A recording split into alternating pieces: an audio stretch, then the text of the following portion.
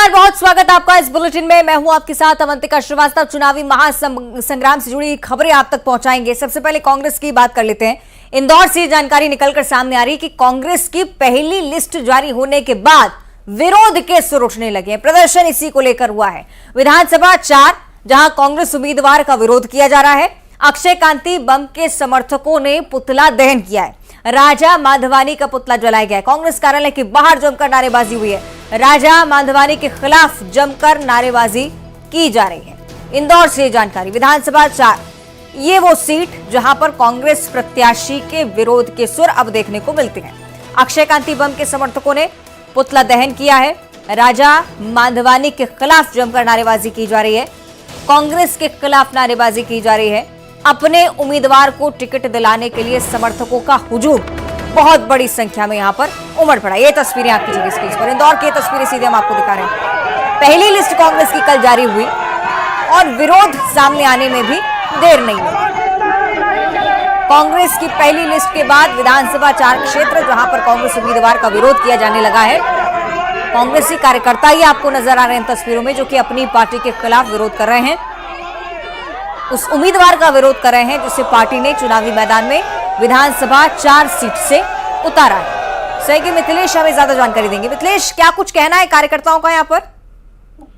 कांग्रेस कार्यकर्ताओं का कहना है कि जिस तरीके से इनको उम्मीदवार बनाया गया है ये गलत है। उनका कहना है कि 3 महीने पहले ही ये कांग्रेस में आते हैं, उसके बाद ये सक्रिय होते हैं और फिर इन्हें टिकट दे दिया जाता है। जबकि कांग्रेस के कई कार्यकर्ता है जो पिछले कई सालों से विधानसभा क्षेत्र नंबर 4 में सक्रिय हैं। उम्मीदवार को मौका नहीं दिया गया और राजा जो मंदवानी है उन्हें मौका दिया गया है। हालांकि कांग्रेस का कहना है कि ये सिंधी समाज से आते हैं और सिंधी समाज की अगर वोटर की बात की जाए तो 40,000 से ज्यादा संख्या वहां पे सिंधी वोटर्स की है। इस समीकरण को देखते हुए कांग्रेस ने उन्हें उम्मीदवार बनाया है। लेकिन जब से उनका नाम फाइनल हुआ है तब से लगातार कांग्रेस के कार्यकर्ताओं द्वारा विरोध प्रदर्शन किया जा रहा है। कल देर रात तक पुतला दहन किया गया था और आज जो यहाँ का स्थानीय कार्यालय है कांग्रेस का, गांधी भवन, उसके बाहर पर पुतला जलाया जाता है, नारेबाजी की जाती है। कहा जाता है कि अगर ये नाम नहीं बदला जाता है तो कांग्रेस के कार्यकर्ता इनका विरोध करेंगे और ये विरोध जो है ये चुनाव में नजर भी आएगा। समीकरण भी और जरा विस्तार से समझाएगा मिथिलेश। यहाँ पर किसको टिकट दिया गया, कितना महत्वपूर्ण ये नाम कांग्रेस की दृष्टि से हो सकता है और कितनी सफलता पार्टी को यहाँ पर दिला सकता है? देखिए, अगर इंदौर के विधानसभा क्षेत्र नंबर 4 की बात की जाए तो इसे मध्य प्रदेश की अयोध्या कहा जाता है। यहाँ पर मालिनी गौड़ यहाँ से विधायक हैं। पिछले 33 सालों से बीजेपी इस सीट पर काबिज है और 30 साल से गौड़ परिवार ही यहाँ पर चुनाव जीत आया है। इसे मध्य प्रदेश की अयोध्या कहा जाता है। हिंदू संगठन के जो ये कहा जा सकता है कि कार्यक्रम होते हैं या उनके जो कार्यकर्ता इस क्षेत्र में काफी सक्रिय रहते हैं। सबसे ज्यादा धार्मिक आयोजन जो कार्यक्रम इसी क्षेत्र में होता है, तो बड़ी चुनौती होती है हर बार यहाँ पर चुनाव को लेकर। और कांग्रेस हर विधानसभा में इसी उम्मीद से नए उम्मीदवार को मौका देती है कि शायद इस बार वो चुनाव जीत सके। लेकिन ये जो सीट है वो पूरी तरीके से बीजेपी की है, बीजेपी के गढ़ माना जाता है, मध्य प्रदेश की अयोध्या है। और ऐसे में जब इस बार राजा मंदवानी नाम है, हालांकि जो दूसरा नाम है अक्षय कांति बम, ये नाम सामने आ रहा था और लगातार अक्षय कांति बम जो है वो सक्रिय भी रहे। अब उनके जो कार्यकर्ता हैं, जो उनके समर्थक हैं, अब वो लगातार नारेबाजी कर रहे हैं, पुतला दहन कर रहे हैं, विरोध प्रदर्शन जता रहे हैं। और उनका कहना है कि जो दिग्गज नेता है उन्हें इस सीट पर नाम को बदलना होगा, क्योंकि राजा मंगवानी अगर यहाँ से चुनाव लड़ेंगे तो ये अब तक की सबसे बड़ी हार भी हो सकती है। तो इस प्रकार की बात भी सामने आ रही है। लेकिन दूसरी तरफ देखा जाए तो सिंधी देखने वाला विषय मिथिलेश की क्या कुछ पार्टी की तरफ से कहा जाता है। बहुत शुक्रिया आपको फिलहाल इस पूरी जानकारी के लिए। तो इंदौर से तस्वीरें आप लगातार देख रहे हैं। कार्यकर्ताओं का विरोध यहाँ पर आपने देखा है। बुधनी में भी हूबहू इसी तरह का नजारा। कांग्रेस प्रत्याशी का विरोध यहाँ पर भी हो रहा है। कांग्रेस प्रत्याशी विक्रम मस्ताल का विरोध करने के लिए कांग्रेस का पार्टी के कार्यकर्ता ही एकजुट हो गए हैं। स्थानीय नेता लगातार यहां विरोध जता रहे हैं। आपको बताएं कि कमलनाथ के बंगले पर पहुंचकर नारेबाजी की जा रही है। सीएम शिवराज के खिलाफ विक्रम मस्ताल प्रत्याशी हैं कांग्रेस की तरफ से, लेकिन एक प्रबल दावेदार इसे पार्टी के कार्यकर्ता नहीं मानते हैं। विक्रम मस्ताल जो कि मुख्यमंत्री शिवराज सिंह चौहान के खिलाफ बुधनी से चुनावी मैदान में, लेकिन अभी भी सहमति पूरी तरह से कार्यकर्ताओं के बीच नहीं बन पाई है। समर्थक दूसरी तरफ समर्थन जुटाने की कोशिश करते हुए, दूसरी तरफ ये विरोधी अपनी ही पार्टी के प्रत्याशी का विरोध करते हुए ये कहते हुए कि मुख्यमंत्री के खिलाफ विक्रम मस्ताल एक प्रबल दावेदार नहीं है। कमलनाथ के बंगले के पास पहुंचकर नारेबाजी की तस्वीरें आपकी टीवी स्क्रीन पर। मुख्यमंत्री शिवराज सिंह चौहान के सामने बुधनी विधानसभा सीट से कांग्रेस ने फिल्मी पर्दे के हनुमान यानी विक्रम मस्ताल को चुनाव मैदान में उतारा है, लेकिन हनुमान का विरोध कांग्रेस के ही नेताओं ने शुरू कर दिया है। उनके टिकट को लेकर नाराज कार्यकर्ता कमलनाथ के बंगले पहुंचे हैं। किस बात को लेकर नाराज हैं? कमलनाथ, किस बात को लेकर नाराज हैं? हम लोग 40 साल से कांग्रेस की सेवा कर रहे हैं। 40 साल से हम लोग पूरे संघर्षशील सब लोग हैं, और अभी 1 महीने पहले उसको कांग्रेस ज्वाइन करवाई और न जाने कहां से कि हनुमान जी आ गए और उनको कांग्रेस से टिकट दे दिया, जिसको पूरी विधानसभा में एक व्यक्ति भी न तो जानता है और न वो किसी को जानता है। ऐसे व्यक्ति को टिकट दे दिया तो कैसे होगा कांग्रेस का काम? ये तो सीधा सीधा सीएम को तस्तरी में रख के कांग्रेस ने सीट डिक्लेयर कर दी। क्या है हनुमान की एंट्री पैराशूट लैंडिंग है? पैराशूट लैंडिंग है। अभी 1 महीने पहले तो कहीं मुंबई में है, वो बम्बई से 1 महीने पहले यहाँ आए, ज्वाइन करा और आज टिकट दे दी उनको। आप भी टिकट के दावेदार? क्या नाम है? टिकट का दावेदार था। मेरा नाम सुरेश चंद्र सेठी है। मैं जिला पंचायत का सदस्य रहा हूँ, जनपद पंचायत का सदस्य रहा हूँ, कोऑपरेटिव बैंक सीओर का डायरेक्टर रहा हूँ, 20 साल तक मैं ब्लॉक कांग्रेस अध्यक्ष पद पर रहा हूँ, और मैं प्रत्येक व्यक्ति को पूरी विधानसभा में एक एक व्यक्ति को एक एक कार्यकर्ता को जानता हूँ। कार्यकर्ता मुझे जानते हैं, लेकिन उसके बाद भी हम लोगों की अनदेखी की गई। आपका क्या कहना? आप भी बुधनी से आए, क्या गलत टिकट दिया है? हमारी मांग जब केंद्रीय पर्यवेक्षक आए थे तब यही मांग थी कि स्थानीय कार्यकर्ता जो 15 साल 18 साल से शिवराज जी के खिलाफ मैदान में उतरे हैं, जो हम उनसे लड़ाई लड़ते हैं, बीजेपी वालों ने हमारे खिलाफ कई मुकदमे लगा दिए हैं, लेकिन मस्ताल साहब बम्बई से आए 2 महीना पहले और उनको टिकट दे दिया। अभी कमलनाथ जी से चर्चा की कि साहब आपसे प्रॉमिस था कि हम स्थानीय लोगों को टिकट देंगे। ये कौन कहां से आया? बोले मैं भी नहीं जानता हूं, सुरजीवाला से मिलो दिल्ली जाके, उन्होंने टिकट दिया है। तो अब हम तो दिल्ली जाके सुरजीवाला जी से पूछेंगे कि साहब आपने कहां से सर्वे कराया, किसका कराया? सर्वे में तो राजकुमार पटेल साहब का पूर्व मंत्री का नाम आ रहा था 1 नंबर पे, न राजकुमार पटेल को दिया न सुरेश सेठी को दिया। तो देखिए, ये कांग्रेस प्रत्याशी यानी हनुमान को लेकर विरोध शुरू हो गया है विक्रम मस्ताल के खिलाफ। यहाँ पर बुधनी से बड़ी संख्या में लोग पहुंचे और इनका कहना है कि आखिर ऐसे एक चेहरे को क्यों चुना गया जो कि बाहरी है। पैराशूट लैंडिंग के खिलाफ हम काम नहीं करेंगे और मुख्यमंत्री शिवराज सिंह चौहान के खिलाफ हमें स्थानीय उम्मीदवार चाहिए था। अब इस विरोध क्या असर दिखाएगा? क्या हनुमान की मुश्किल बढ़ गई है? अब ये आने वाला वक्त बताया। कैमरामैन खिलान के साथ शैलेंद्र चौहान, न्यूज 18 भोपाल। तो विरोध की तस्वीरें हमने आपको दिखाई और उस विरोध का उत्तर देते हुए भी कमलनाथ कहीं ना कहीं आज नजर आए। दिल्ली से भोपाल वापस लौटे थे, जैसे ही सवाल किया गया कि कई सारे दावेदार ऐसे हैं जिनमें नाराजगी है, कुछ और समर्थक जो कि चाहते थे कि उनके उम्मीदवार को टिकट दिया जाना चाहिए था, लेकिन इस पर बड़ा बयान कमलनाथ की तरफ से उन्होंने कहा है कि बहुत सारे दावेदार पहुंचे, 4000 से ज्यादा लोग आए थे, हम सबको टिकट नहीं दे सकते, हमने अच्छे प्रत्याशियों को चुना है, टक्कर होगी, जनता जवाब देगी।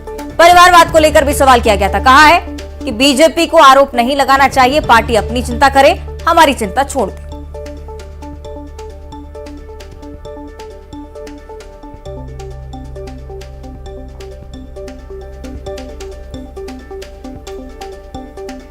परिवारवाद आरोप लगा रही कि तमाम जो नेता हैं उनके परिवार वालों को, रिश्तेदारों को टिकट दिया। बीजेपी अपनी चिंता करे, हमारी चिंता छोड़। कुछ जगहों पर लोग नाराज हो रहे हैं, घबराई हुई है सूची के बाद। 4000 लोग दावेदारी करी थी। अब 4000 को तो टिकट मिल नहीं सकता, मिलता तो एक ही है। तो इसमें से कुछ तो निराश होंगे, पर मुझे पूरा विश्वास है कि वो अंत में कांग्रेस का कांग्रेस।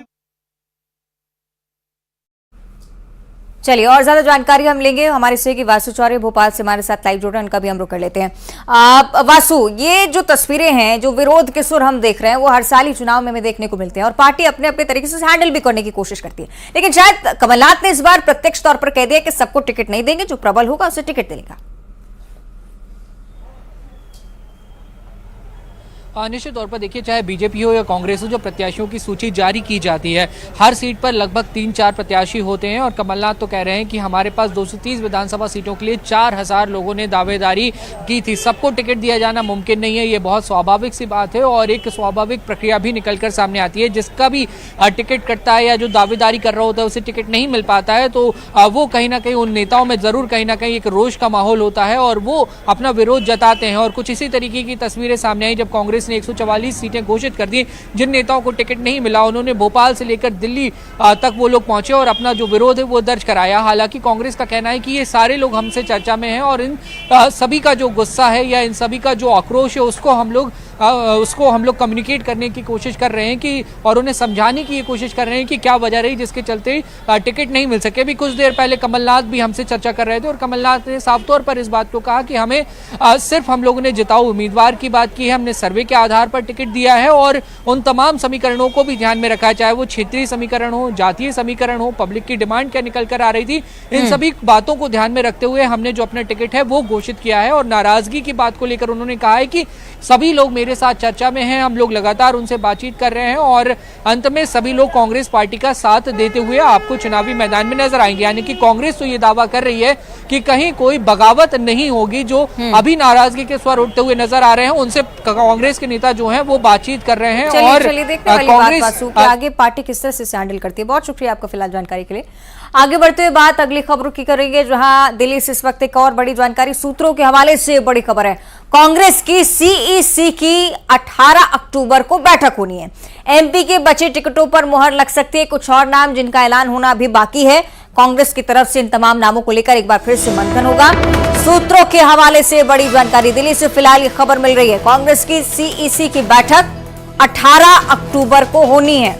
एमपी के बचे टिकटों पर मुहर लग सकती है। इससे पहले मध्य प्रदेश में 144 उम्मीदवारों की घोषणा कांग्रेस ने कर दी है। बचे हुए उम्मीदवार इस लिस्ट का हिस्सा हो सकते हैं। कुछ ऐसी सीटें जहां पर असमंजस की स्थिति अभी भी है, संशय की स्थिति अभी भी है, उन पर बड़े नेताओं की तरफ से फैसला इस बैठक में लिया जाना है। कुल मिलाकर फाइनल लिस्ट कांग्रेस की तरफ से अन्य प्रत्याशियों को लेकर जारी हो सकती है। तो 18 अक्टूबर को मीटिंग है, कब तक ऐलान होगा ये देखने वाला विषय।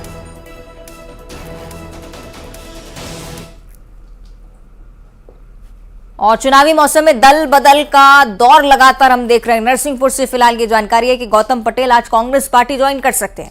गाडरवारा में भाजपा प्रत्याशी राव उदय प्रताप के विरोध में गौतम पटेल के कांग्रेस प्रत्याशी होने की पूरी संभावना है। गौतम पटेल अपने समर्थकों और काफिले सहित भोपाल रवाना हो चुके हैं। गाडरवारा विधानसभा से भाजपा से टिकट के प्रबल दावेदार भी रहे। गौतम पटेल के बीजेपी से इस्तीफे के बाद चुनावी पारा लगातार चढ़ता हुआ। एक दल से नाराजगी, अपने दल से नाराजगी, दूसरे दल में पहुंचना, टिकट की उम्मीद करना, यही सिलसिला इस बार नरसिंहपुर में एक बार फिर से।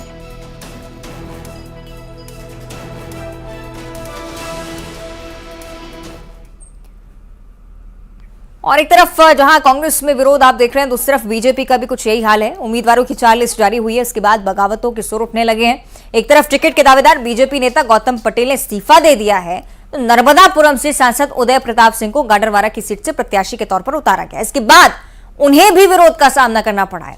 इसके बाद बीजेपी प्रत्याशी उदय सिंह क्षेत्र में जनता के बीच पहुंचे थे बातचीत करने के लिए, लेकिन सभी लोगों ने विरोध करते हुए उन्हें घेर लिया। वीडियो में आप जिस तरह से देख पा रहे होंगे, गोलगांव में सड़क खराब होने का मुद्दा था। आप देख रहे हैं जैसे प्रत्याशी यहां पर पहुंचे स्थिति बिगड़ती गई। तमाम लोग जो कि सड़क की मांग कर रहे थे, कह रहे थे कि 15 सालों से आप यहां पर नहीं पहुंचे, ये देखने नहीं पहुंचे कि हम किस समस्या से जूझ रहे हैं। उसके बाद उन्हें घेरा, बातचीत की कोशिश हुई, लेकिन अंततः नेताजी ने सिस्टम पर आरोप मढ़ दिया। खूब खरी खोटी उन्हें सुनाई गई। आप देख रहे हैं कोशिश लोगों की तरफ से हो रही है कि अपनी समस्या उन्हें बता सके।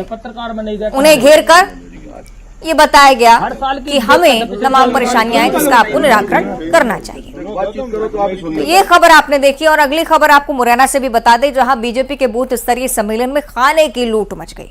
बताया जा रहा है कि दिमनी विधानसभा कार्यालय पर 3000 लोगों के लिए खाना बनाया गया। भीड़ ज्यादा होने के चलते खाने की लूट मची। किस तरह की लूट थी ये तस्वीरों में आप सीधे देखिए।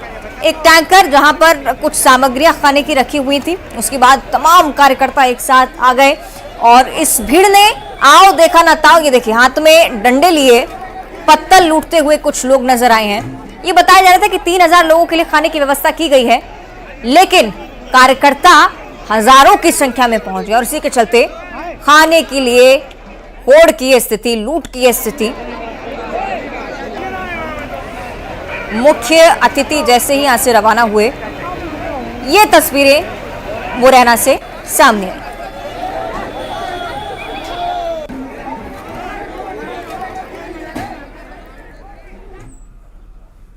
और अब बड़ी खबर दतिया से है, जहां ईडी की छापामार कार्रवाई देखने को मिली है। दुबे फर्म के संचालक के घर पर ईडी की कार्रवाई देखने को मिल रही है। काले महादेव के पास स्थित राम सहाय दुबे के घर पर रेड लगातार जारी है। आपको ये बताएं कि सुबह से ही कार्रवाई चल रही है। अभी तक इस मामले को लेकर कुछ भी ईडी की तरफ से नहीं कहा गया है। आय से अधिक संपत्ति का ये मामला हो सकता है। हालांकि अभी भी ऑफिशियल स्टेटमेंट का इंतजार किया जा रहा है। ईडी की कार्रवाई दुबे फर्म के खिलाफ लगातार सर्चिंग की जा रही है, दस्तावेज खंगाले जा रहे हैं। और चूंकि ईडी का इन्वॉल्वमेंट है, ईडी की तरफ से कार्रवाई चल रही है, तो माना जा रहा है कि एक बड़ी मात्रा में संपत्ति मिल सकती है या कुछ भी ऐसा रिकॉर्ड जो कि प्रशासन से छुपाया गया।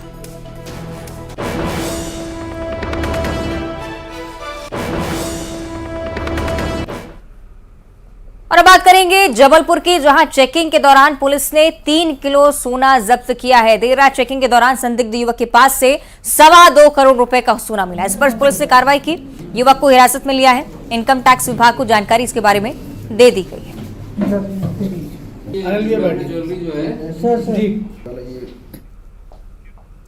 और राजनांदगांव पहुंच चुके हैं केंद्रीय गृह मंत्री अमित शाह। कार्यकर्ताओं ने जोरदार स्वागत यहां पर केंद्रीय गृह मंत्री का किया है। रमन सिंह के नामांकन में अमित शाह शामिल होने वाले हैं। रमन सिंह समेत 4 प्रत्याशियों के नामांकन में केंद्रीय गृह मंत्री की मौजूदगी रहेगी। बीजेपी के संकल्प सभा को भी संबोधित करेंगे, लेकिन उससे पहले की ये तस्वीरें आप देखिए। जैसे ही राजनांदगांव पहुंचे केंद्रीय गृह मंत्री अमित शाह, उनका जोरदार स्वागत कार्यकर्ताओं की तरफ से। छत्तीसगढ़ बीजेपी के तमाम वरिष्ठ नेता पहुंचे। अरुण साव यहां पर मौजूद थे। तमाम नेताओं की श्रृंखला और उसके बाद राजनांदगांव में प्रवेश करते हुए केंद्रीय गृह मंत्री संकल्प सभा को संबोधित करने वाले आज केंद्रीय गृह मंत्री अमित शाह। राजनांदगांव पर फोकस इसलिए भी क्योंकि रमन सिंह आज नामांकन भरने पहुंचेंगे। शक्ति प्रदर्शन की कोशिश होगी, बहुत बड़ी संख्या में कार्यकर्ता जुटे, ये कोशिश होगी। एक्सक्लूसिव तस्वीरें न्यूज 18 आपको दिखा रहा है। केंद्रीय गृह मंत्री अमित शाह छत्तीसगढ़ बीजेपी के तमाम बड़े नेताओं के साथ राजनांदगांव में जैसे ही पहुंचे, पूरी भव्यता के साथ स्वागत, जिसकी तैयारियां बीजेपी के नेता कार्यकर्ता बहुत पहले से करते आ रहे थे। तो आज शक्ति प्रदर्शन की कोशिश छत्तीसगढ़ बीजेपी के हाथों। कार्यकर्ताओं ने जोरदार स्वागत भी किया है और कार्यक्रम के विधिवत आगाज का भी इंतजार किया जा रहा है। इंतजार इस बात का किया जा रहा है कि केंद्रीय गृह मंत्री अमित शाह जब आम सभा को संबोधित करते हैं, तब उनकी तरफ से क्या कुछ कहा जाता है।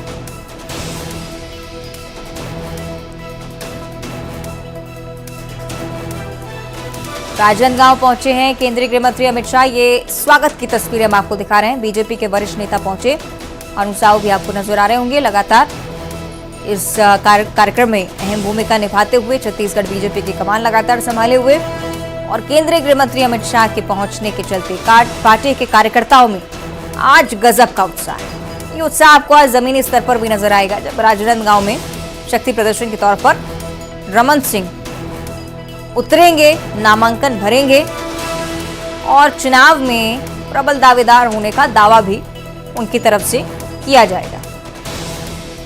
कार्यक्रम स्थल की भी तस्वीरें आप देखिए।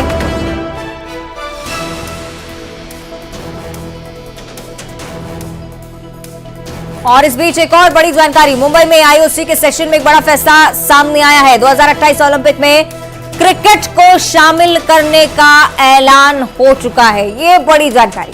इससे पहले इसकी अटकलें चली, बहुत सालों तक इसकी कोशिश भी चली, लेकिन अब मुंबई में आईओसी के सेशन में इस बात का ऐलान किया जा चुका है। 2028 ओलंपिक से ही आपको न सिर्फ अन्य खेल बल्कि क्रिकेट का भी लुत्फ उठाने का मौका मिलेगा। क्रिकेट को शामिल करने का ऐलान इस बैठक के बाद, इस सेशन के बाद हो चुका है।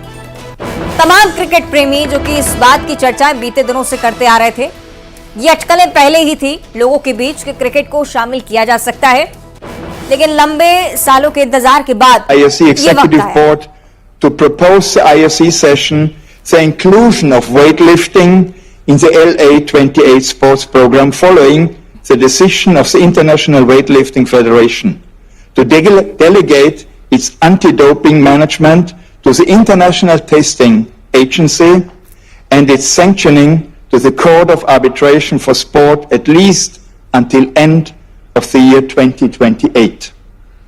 The anti-doping programs for the Paris 2024 Olympic qualification and the Olympic competition will continue to be closely monitored by the IOC, as well as the implementation of the governance and cultural changes adopted by the International Weightlifting Federation.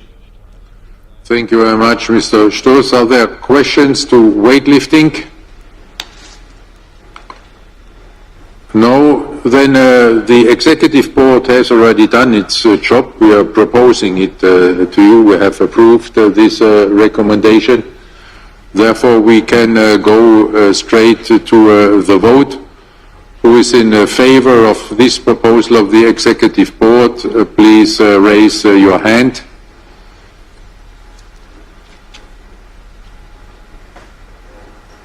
Who is, thank you, who is against?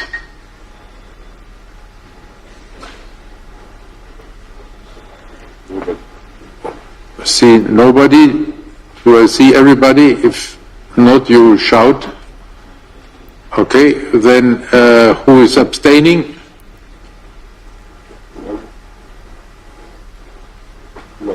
Then this is approved with one abstention.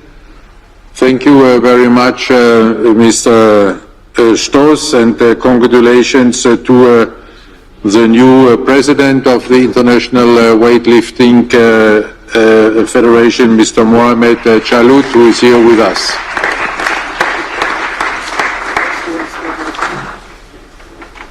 And now back to Mr. Stoß. I have to continue with the last one, I think. I also think so. Modern pentathlon considerations. In November 2022, the UIPM Congress approved the inclusion of the obstacles discipline into the UIPM competition rule and the equipment. The modern pentathlon has expressed its commitment to optimization to ensure a more sustainable delivery model for the Olympic Games. In particular, for LA 2028, this includes the elimination of the fencing ranking round, which reduces the number of competition venues from 2 to 1, a reduction in the number of competition days, a review of the sole supplier agreements, and allowing flexibility in venue design to ensure the most cost-efficient venue model in LA 2028. As a result, the Program Commission and the IOC Executive Board made the following recommendation. The IOC Executive Board recommends to the IOC session the inclusion of modern pentathlon in the LA 28 sports program, with the assumption that the viability and cost efficiency of the one venue stadium concept in LA 2028 is assessed and agreed to by the IOC, OBS, UIPM and LA 28, and UIPM continues to implement the necessary changes in governance.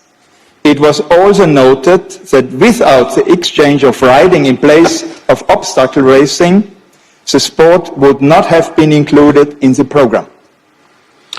Thank you very much, Mr. Stoß. Are there questions with regard to modern pentathlon? No. Then we proceed with the vote also here. Who is in favor of this proposal made by the Executive Board? Please raise your hand. Thank you. Who is against? Are you holding your camera, Mr. Badbold, or who is against? No. Abstentions?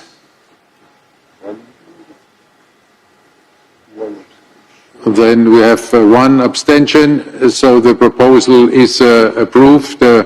Thank you, Mr. Stoß. Congratulations to the Federation of Modern Pentathlon and its president, Klaus Schormann, who is here with us. and who survived another vote of this session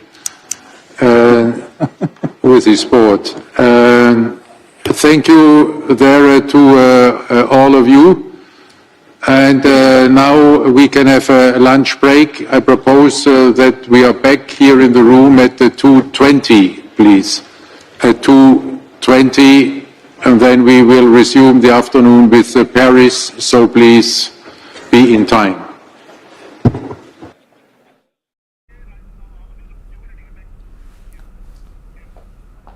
और चलिए अब सीधे आपको राजनांदगांव ले चलते हैं। केंद्रीय गृह मंत्री अमित शाह यहां पर पहुंच चुके हैं कार्यक्रम के विधिवत आगाज के लिए।